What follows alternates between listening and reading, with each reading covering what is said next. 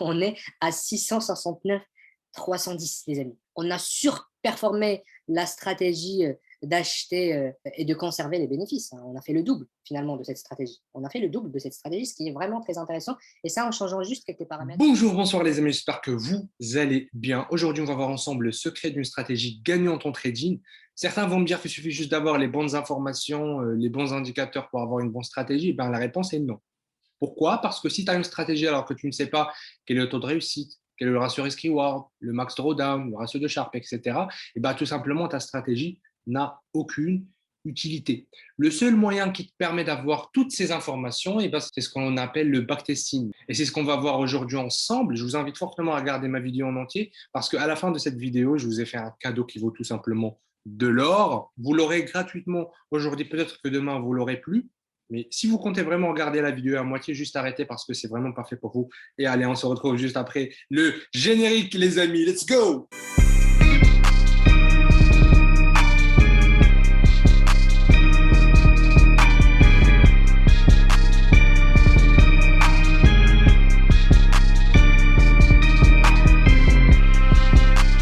C'est quoi le backtesting? Le backtesting, c'est très simple. Vous avez une stratégie de trading et vous ne savez pas si ça vaut le coup de l'utiliser pour trader un compte réel. Et ben, ce que vous allez faire, c'est que vous allez l'appliquer sur les données passées pour voir si elle était gagnante dans le passé. Et si c'est le cas, ben, vous allez pouvoir l'appliquer dans le futur. Alors, il faut savoir qu'il existe deux types de backtesting. Vous avez soit le backtesting manuel, soit le backtesting algorithmique. Je pense que vous l'avez compris. La différence entre les deux, c'est que le backtesting manuel, vous allez tester vraiment chaque trade par vous-même et faire le calcul des différents indicateurs. Le gros avantage du backtesting manuel, c'est que la donnée est de qualité. La donnée est fiable parce que vous l'avez testé vous-même en fait. Vous avez testé donnée par donnée. Et donc, la donnée est vraiment de qualité. On peut se reposer sur ces données-là.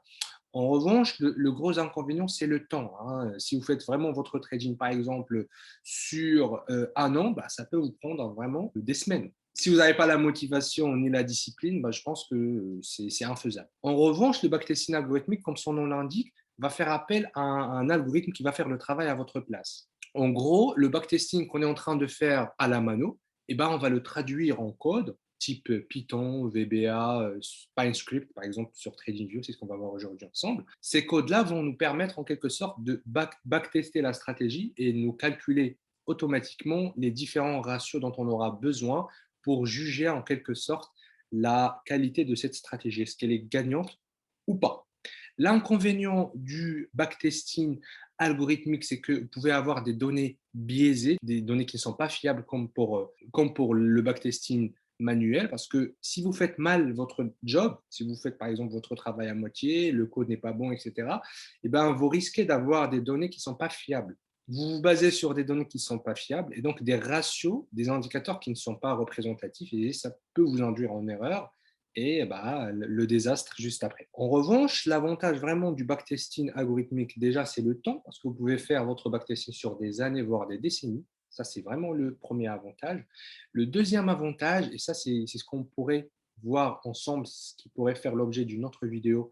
Mettez-moi en commentaire si vous voulez qu'on regarde ça. Et le deuxième avantage, c'est le robot. Vous pouvez robotiser votre stratégie, c'est-à-dire que si vous faites votre backtesting, vous trouvez que la stratégie est meilleure, elle est gagnante, il y a un taux de réussite qui est plutôt sympa, un ratio risk-reward, etc., vous pouvez vraiment robotiser cette stratégie, c'est-à-dire que vous avez un robot, un algorithme qui le fait pour vous.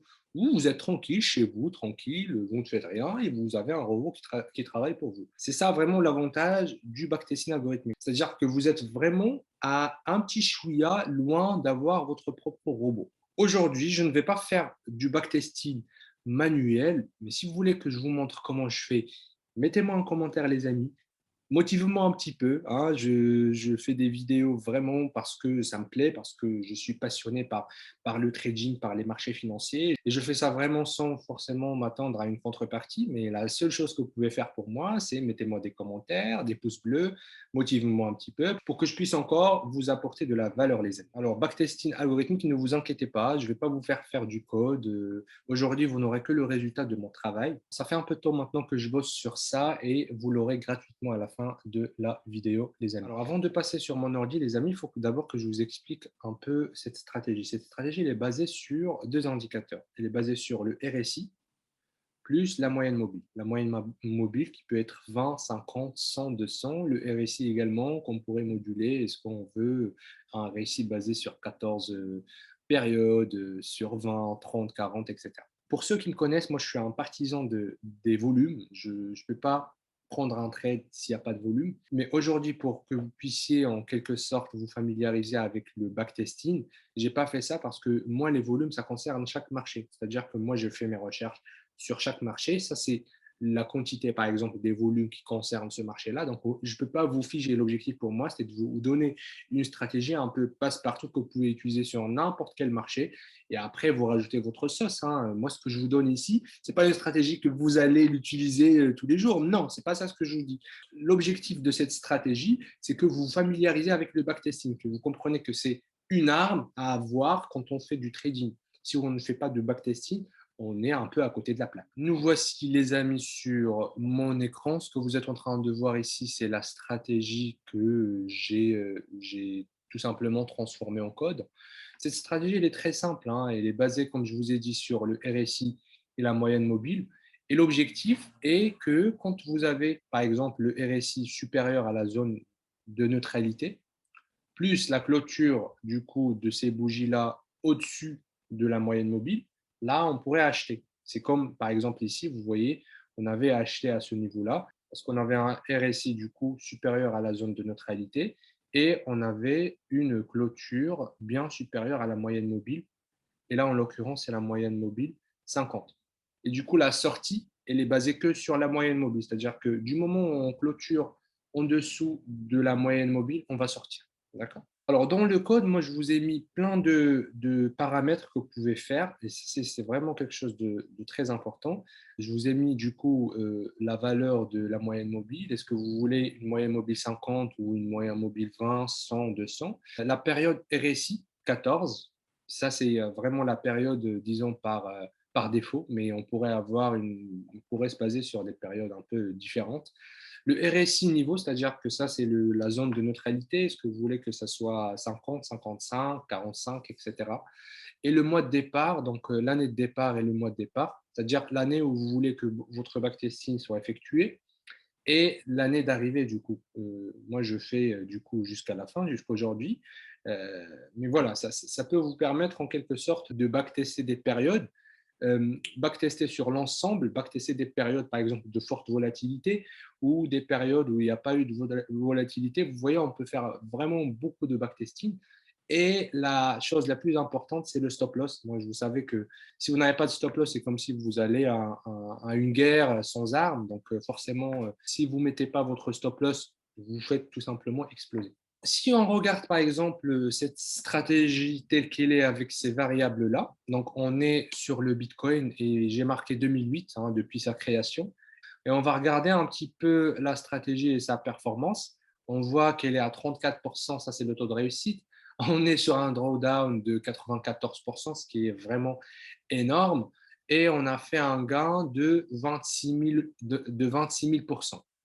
On va aller voir du coup le résumé de cette performance-là et on voit que on est gagnant en long et perdant en short. Quand on compare du coup avec la stratégie juste d'acheter, conserver le bénéfice, c'est-à-dire moi, investisseur passif, j'achète depuis 2008 et je ne touche pas aux crypto. Et il se trouve que juste en achetant et en faisant rien, c'est plus intéressant que notre stratégie, que cette stratégie que je vous montre.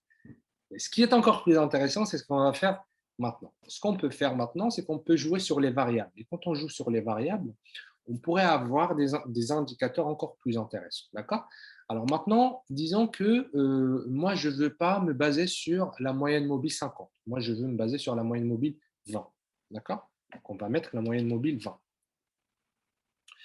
20. Sur la période RSI, moi, je veux me baser sur 9 périodes. D'accord? Et sur le RSI niveau, c'est toujours plus intéressant pour moi, en tout cas, quand c'est au niveau de 55. D'accord? Et on va garder les 30. On va garder les 30 pour l'instant. On va faire d'accord. Alors, qu'est-ce que vous voyez ici? On voit que la performance a explosé. Tout à l'heure, on était au niveau de 26 000%. Maintenant, on est à 397 000, ce qui est vraiment énorme. on compare du coup avec la stratégie d'acheter et conserver le bénéfice, eh ben, notre stratégie est plus intéressante que la stratégie d'acheter et de conserver les bénéfices.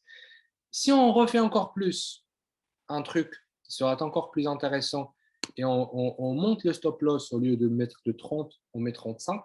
Moi, je vous ai toujours parlé de le stop loss, c'est-à-dire ça ne doit pas dépasser 2% de votre capital global, mais ici, on pourrait avoir des techniques pour justement toujours respecter cette stratégie de 2%, mais en jouant sur les sizes, sur le volume, sur les lots que vous achetez. Parce que l'objectif, ce n'est pas d'imposer le stop loss au marché, c'est de s'adapter du coup aux conditions du marché.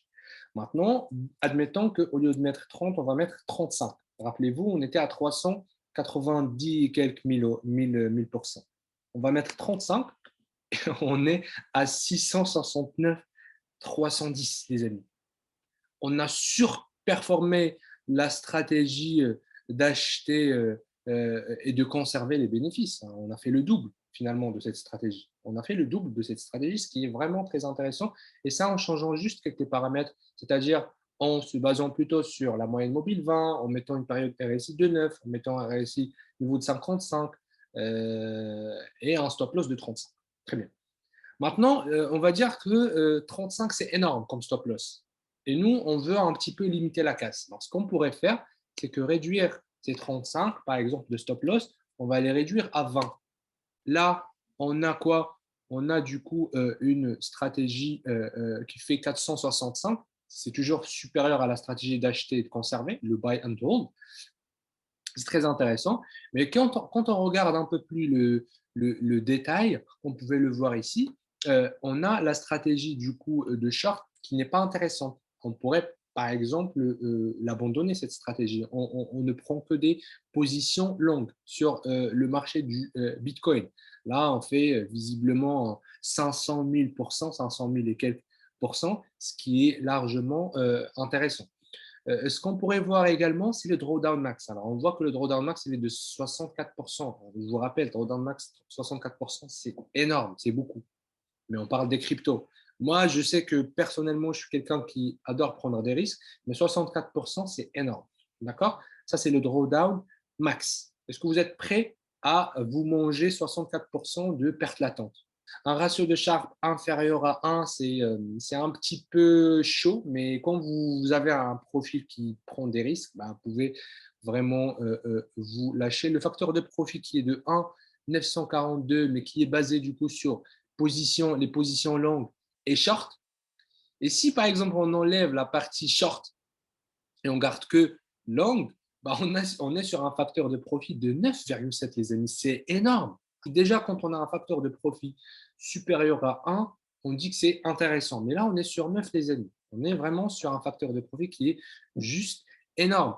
Et moi, l'indicateur que j'adore regarder, c'est le ratio risk-reward. Le ratio risk-reward, c'est toujours intéressant quand on est supérieur à 2. C'est-à-dire que tu vas risquer 10 euros pour 20 euros.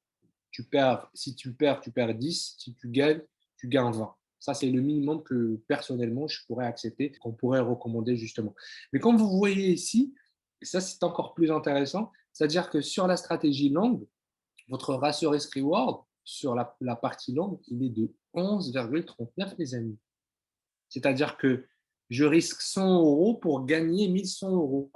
C'est vraiment énorme. Et là, on voit justement que les stratégies short ne sont pas intéressantes. Donc, forcément, moi, ce que je serais amené à faire, par exemple, dans ce marché, c'est justement d'abandonner la partie short. D'accord? On va voir sur un autre marché, par exemple, allez, on va voir le Forex. Hein. Je sais qu'il y a des personnes qui adorent le Forex. On va choisir le GBP USD. Tout à l'heure, on était du coup sur 2008 comme année de départ. Là, ce qu'on pourrait faire, c'est du coup l'année de départ, ça va être 2000. On se base sur 20 ans de backtesting. Très bien. Et ben, quand on regarde un peu nos indicateurs, on voit que là, on est du coup sur un profit de 36,59%.